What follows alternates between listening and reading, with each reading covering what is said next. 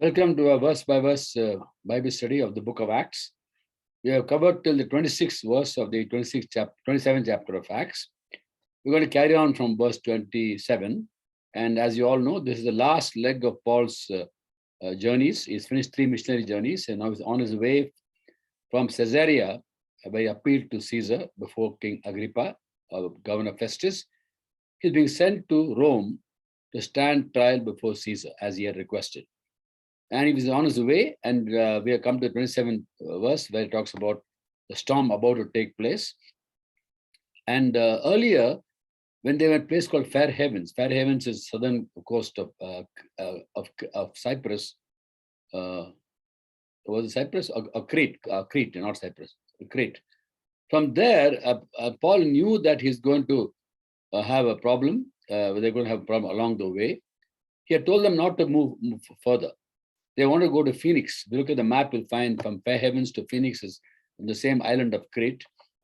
And he had told the captain of the ship not to proceed further. But then they didn't listen. And the centurion who was in charge of all the prisoners, centurion means a soldier who had 100 people under him, because of advice of the captain and the owner of the ship, owner and the captain. Captain is the one who captain of the ship. Owner is the owner of the ship, which is a cargo ship. And being an owner, he wants revenue, he wants economic blessings. So he didn't want to harbor at Fair Havens. He wanted to proceed further so that they can make money, unload cargo, load cargo.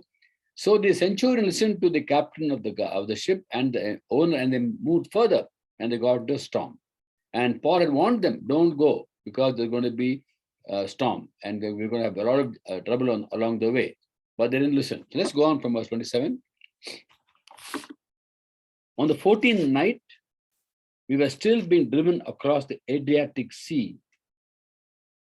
When about midnight, the sailors sensed they were approaching land. What is the Adriatic Sea? It's a Mediterranean Sea only. It's just that portion of the sea south of Italy was referred to as the Adriatic Sea. Again, you look at the map. You can look at the map once again. Okay, just look at Italy. South of Italy, where the island of Malta is, in the open area, the sea area, it's all part of the Mediterranean Sea only, but that's called the Adriatic Sea, south of Italy. So here these people are from Fair Haven, they go to Phoenix, and if you look at the map, you'll find that brown route. From Fair Havens, they go towards Malta. Then plan to go to Malta, but we'll see why they went to Malta, why God took them to Malta. Along the route that's called the Adriatic Sea. And as they were going, what happens? The sailors, they do some soundings. Verse 28. They took soundings and found that the water was 120 feet deep. A short time later, they took soundings again and found it was 90 feet deep. Now, what is the sounding?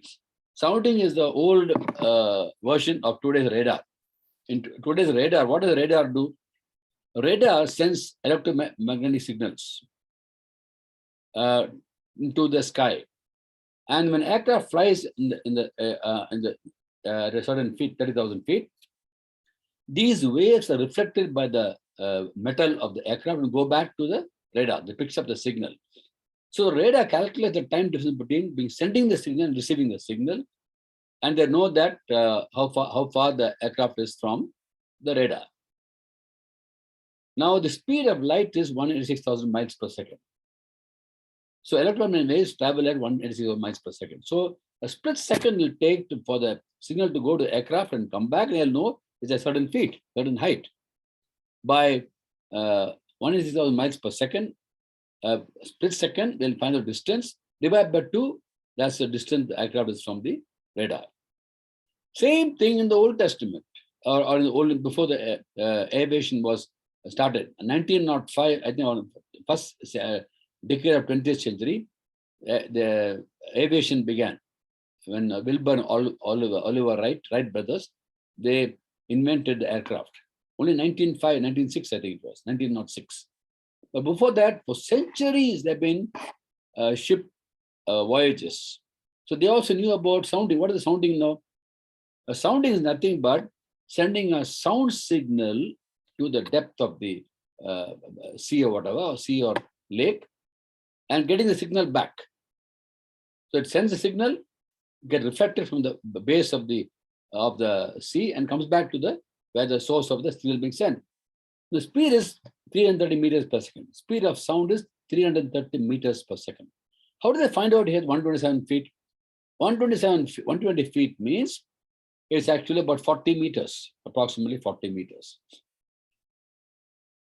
330 meters per second is the speed of sound. So how do you find 127 feet or 40 meters? Now, time taken for the signal to go and come back would have been 0.25 seconds. 0.25 seconds means 80 meters divided by 2, 40 meters, 127 feet. So basic sounding, sending a sound signal, not electromagnetic signal, sound signal, 330 meters per second, getting reflected by the foundation of the sea, calculate the time difference, and thereby determining the distance or the height from the boat till the bottom of the sea. 127 feet, called soundings. Sounding the base of the lake or sea, whatever. Okay. Very simple to understand. Next sounding was 90 feet. 120 feet became 90 feet. That means slowly decreasing. Very soon they're going to strike land. They realize, okay, we're coming near land. They're going to hit land and we're going to get, ship might sink. Verse 29. Fearing that we'll be dashed against the rocks, they dropped 4 anchors from the stern and prayed for daylight. Prayed for daylight. Now, daylight now going to come because you pray. Nighttime is nighttime, daytime is daytime. They're waiting for daylight to come. Probably it was cloudy. So the clouds is there, even the daylight is there, you can't see the sun because of the clouds. They're praying for daylight to come. And it talks about the stern. 4 anchors from the stern. What is the stern? Stern is the rear of the ship. Front portion is called bow, B-O-W. And it's like a bow only, 2 sides to it. And 2 sides, one is right-hand side or starboard side. Other one is left-hand side or port side. And the bow is in the front of the ship. It cuts through the water. The shape of the bow is such that it cuts through the water and goes fast. Stern is at the back, where the engine is, where the rudder is. Rudder only makes the direction of the boat, it makes it go. So stern is the rear, bow is in the front. So the anchors were actually at the stern, at the rear of the ship. Okay.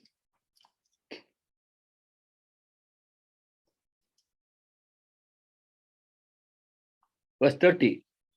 In an attempt to escape from the ship, the sailors let the lifeboat down into the sea, pretending they were going to lower some anchors from the bow. There are anchors in the stern at the back, also in the bow. So both sides, they drop anchor, so the ship can't move. So these sailors wanted to actually escape to the lifeboat. And while they're trying to escape from the lifeboat, they pretended to be actually lowering the anchor, but they wanted to run away from there.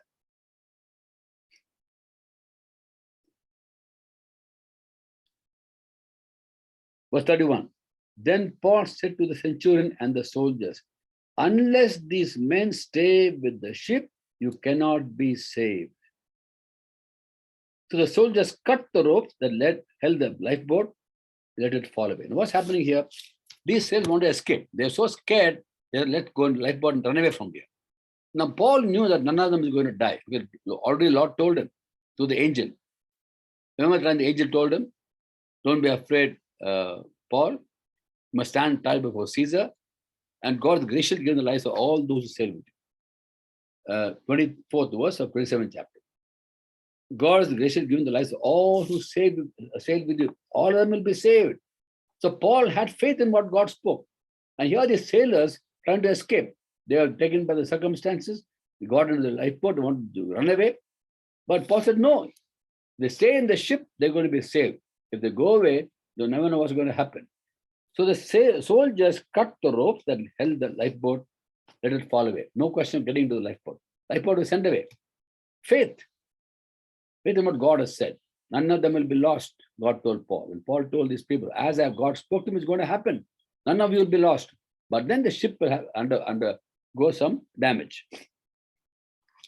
Verse 33. Just before dawn, Paul urged them all to eat. For the last 14 days, he said, you have been in constant suspense and have gone without food. You haven't eaten anything. For 14 days, no food. They're all so tense, so upset. And Paul warned them in heaven, don't let us not go from here. Let's stay here. There's going to be a storm. There were a lot of hardships. But then the captain and the owner and the centurion overruled Paul's advice, and they got in trouble now. But Paul says, eat now. 14 days not eaten. Take some food. You need to survive. Not one of you will lose a single hair from his head. How beautiful. Paul had total faith in what the angel told him. Not one of you will lose a single hair from his head. Remember the time the Lord told the disciples, could you read that passage, Nick? Matthew 10 chapter, 29, 30, 31. Matthew 10 chapter, 29, 30, 31. This is where the Lord is talking to the disciples, the apostles. Yeah. Are not 2 sparrows sold for a penny? Yet not one of them will fall to the ground outside your Father's care. And even the very hairs of your head are all numbered. So don't be afraid. You are worth more than many sparrows. We're worth more than sparrows. Not one of the hair fall with the Heavenly Father knowing. They are numbered. So here he says, not one of you is going to lose a hair. Forget about losing a life. You will not even lose a hair. He's totally trusting in what God has spoken. Verse 35. After he has said this, he took some bread and gave thanks to God in front of them all. Just like Jesus took bread and fish and shared, here he took bread and there are 276 of them. 276 of them. 14 days, no food. They're all worried, tense. And Paul says, no, eat. You have to survive. Eat. He took bread, gave thanks, broke it, and began to eat. Verse 36. They were all encouraged and ate some food themselves. Altogether, there were 276 of us on board. When they eaten as much as they wanted, by the way, they are not yet sure where they are. They only know that they're going to hit ground somewhere, maybe shipwreck, and they're not eating 14 days. For they eat. Eat as much as they want. As much as they want to eat, they ate. When they eaten as much as they wanted, they lightened the ship by throwing the grain into the sea. They threw away the foodstuff into the sea, trusting in what God told Paul, that none of them will be lost, none of them is going to die, they're going to survive. Ship will have a problem, but not them. So they gave away the food, threw it into the sea, lightened the ship. Then what happens? Verse 39. When daylight came, they did not recognize the land.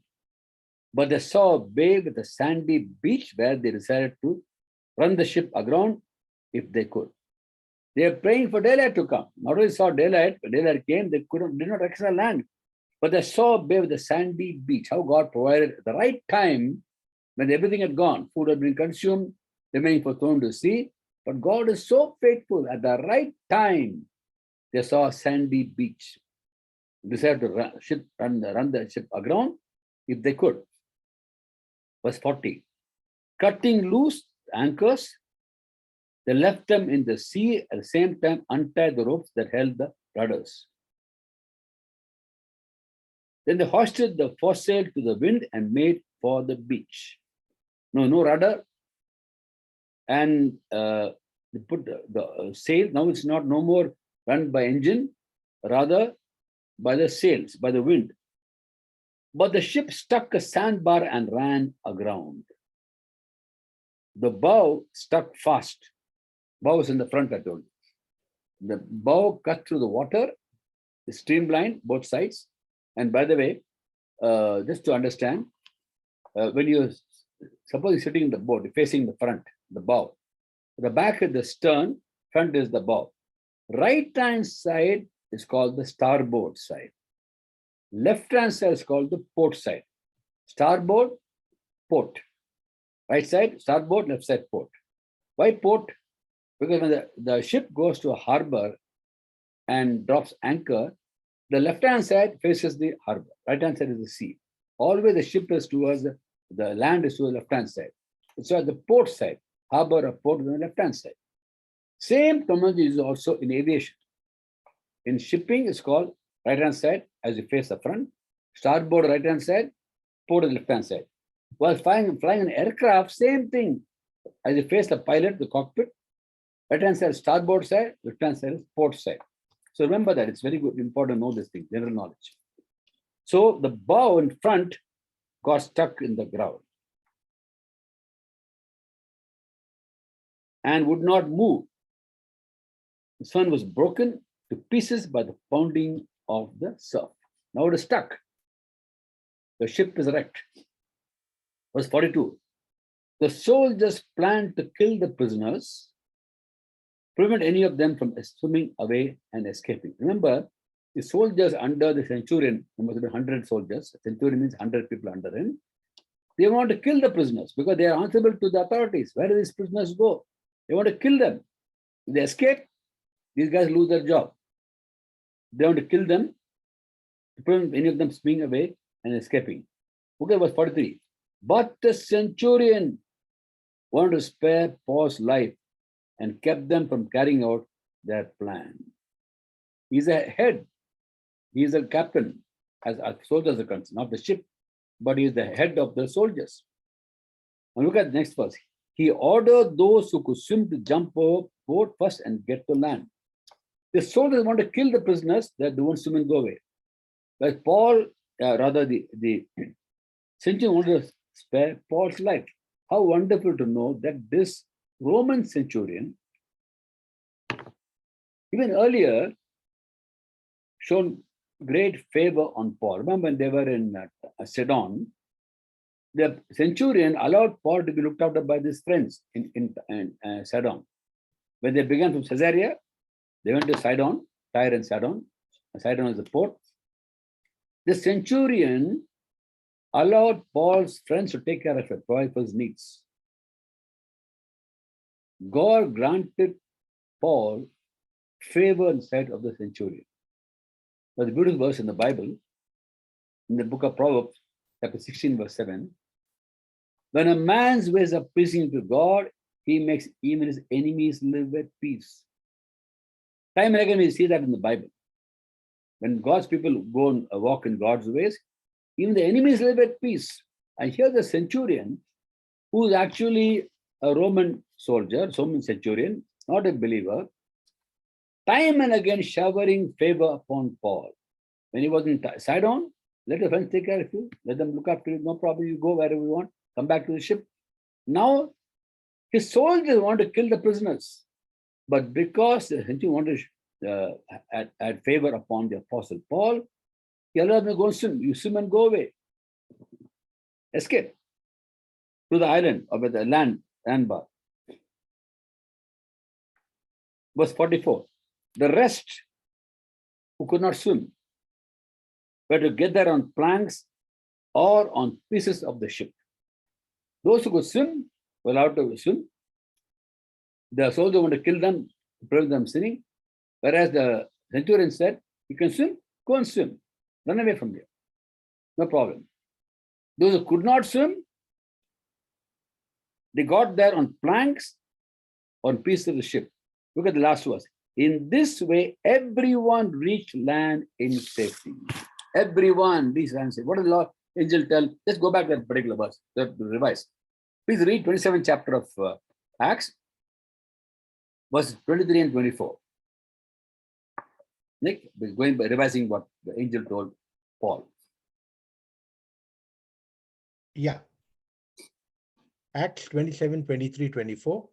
Last night, an angel of the God to whom I belong and whom I serve stood beside me and said, do not be afraid, Paul. You must stand trial before Caesar, and God has graciously given you the lives of all who sail with you. Of all who sail with you, not one will be lost. That's why Paul said, not one hair of a head will fall, will be lost. He had full faith in what God spoke to him. because he knew his God. In the Old Testament time, we read Balaam tells Balak something fascinating. It's for all of us to hold on to and believe it, just like Paul believed the nature of God, of his faithfulness. Could you please read the book of Numbers, 23 chapter, verse 19. Numbers 23, verse 19. Balaam is telling Balak about the nature of God. Numbers 23, verse 19 says,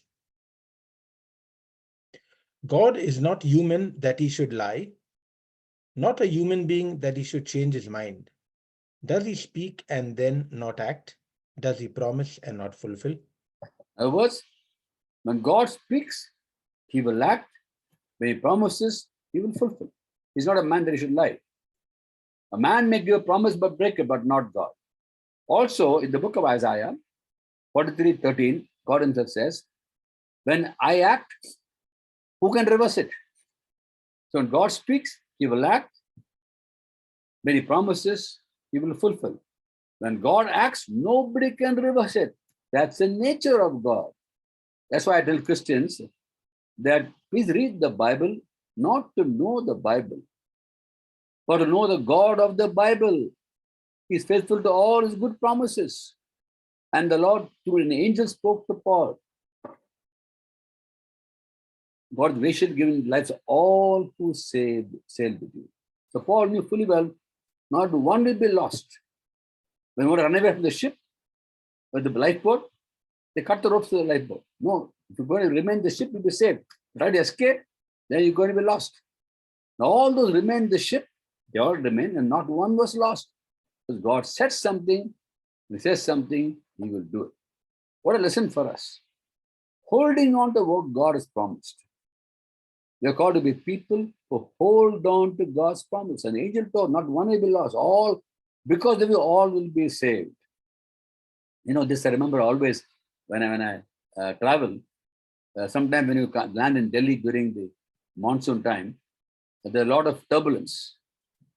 And we have what is called as a crosswind. When you land in the runway, crosswind means what? From the starboard side to port side, or port side to starboard side, across the aircraft. With too much of crosswind, what happens is the pilot pulls up the aircraft and they go into what is called a go around. Go around means going around and coming back. You won't land because once you land, the wind blows, you cannot control the aircraft. It will go off the runway. So what they do is they pull up the aircraft, pull up the joystick, it goes up. Very steep climb it is, very steep climb. There's an angle which you climb the aircraft. So when that happens, a couple of times happened in Delhi, when I was landing, everybody gets very upset. Everybody's, because such a steep climb, it's so scary for people traveling for the first time. When this happens, I feel like telling them, don't worry, friends, I am on the aircraft, nothing will happen to you. Because God has spoken to me about my future ministry. I won't tell you what it is, certain specific things I mentioned. Till it happens, I'm not going to leave this world. Those who are praying for me for a long life, be reassured. I'm going to live long, and something is going to happen in my life. It's not yet happened. Unless that happens, I'm not going to die. So I know that the crosswind or turbulence, nothing will happen. And because of me in the aircraft, they'll all be saved. God spoke to me once. Remember Paul in the ship? What did God tell him? Because of him, all will be saved. So in the aircraft, I'm about to land and the turbulence and plane goes up. Very scary it is going around. I will feel like telling people, don't worry, because God is going to protect us. And I wouldn't tell them because of me, God is going to save you. Or I know because I'm there, the plane will not crash and they'll be kept safe. The same God we serve as Paul did. He's the God of Abraham, Isaac, Jacob, Paul, Peter, your God and my God. He has not changed. So because of us, God's people, those around us in a aircraft or a ship are going to be kept safe. Just believe that. God's promise have to be believed. Don't have to claim the promises. We believe the promises. Some people think of claiming the promise. I want to claim the promise. Why do you want to claim something you already have? You claim something that's taken away from you. It's already yours. You don't have to claim it. You just have to believe it.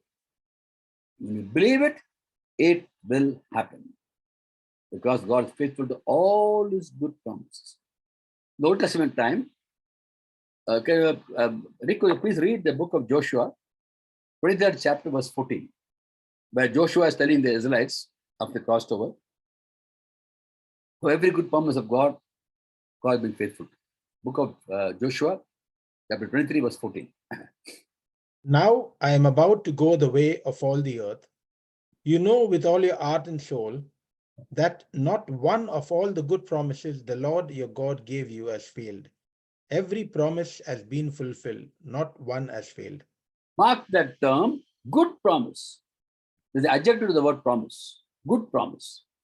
What does it mean? God is faithful to all his good promises. He will not be faithful to all his bad promises when you repent.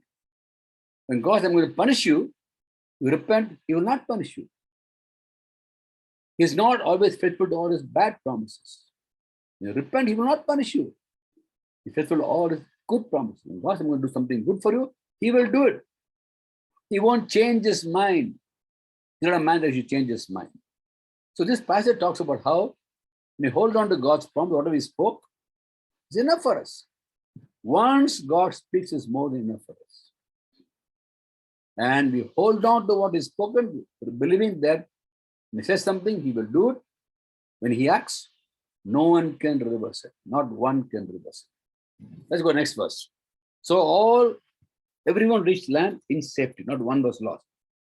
I just talk about the first verse. Once safely on shore, we found out that the island was called Malta. And look at the map. Can you go back to the map, please?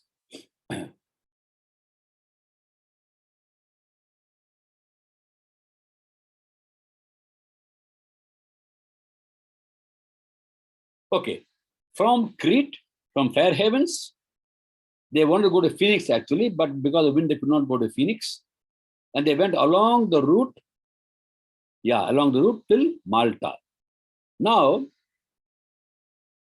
why did God allow the storm to come from Credus and near Lycia, from Myra? Look at the northeast of Crete. The shortest route to go to Italy is actually from Myra due west straight to Rhegium. Why they go down south and then west and again north? Because they had to go to Malta. God had planned there's something going to happen in Malta. So God allowed the storm to rage in such a way that they reached Malta and something wonderful going to happen in Malta. We'll talk about that. We'll meet again on Friday. I stopped here in the first verse only because of that. Because something wonderful happened in Malta and God knew about that. Paul didn't know about that. None of them knew about that. So instead of going straight from Myra or Lycia in the map, due west towards Rhegium, the shortest route, instead they had to go southwest, then west, then north. Because God wanted them to go to Malta for something wonderful to happen in Malta. And that we're going to read about that on Friday. So what do we learn from today's message? When God speaks something, believe it. Believe it. And as Paul told them, the Lord is going to do exactly what is promised to me. I mean, no, none of us is going to be lost. Just believe it. Some did not believe. They wanted to escape with the lifeboat, pretending to put the anchor into the sea. They let the lifeboats, but the others cut the lifeboat, ropes to the lifeboat, so they could not jump to the lifeboat. All those who remained there in the ship were all saved. Some swam to the shore at Malta. Others on planks and pieces of ship. They sat in, and not one was lost. Everybody was saved. We're going to see on Friday what happened in Malta. We're going to look at the first 8 verses at least. And I'm going to finish by next week. I'll finish the book of Acts.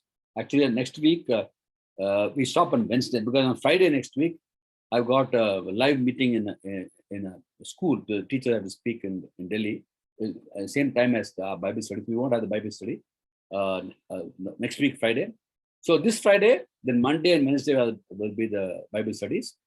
And we'll finish definitely by Wednesday, we'll finish the entire book of Acts. On the 12th of July, we start with the book of John, Gospel of John. So I'd like you to read the book Gospel of John before I come back. So we have 3 more sessions. We'll finish the entire book of Acts by Wednesday next. And we'll take a break and come back on with the Gospel of John after 12th of July. God bless you all. And please read the rest of the book of Acts and come on Friday. God bless you all.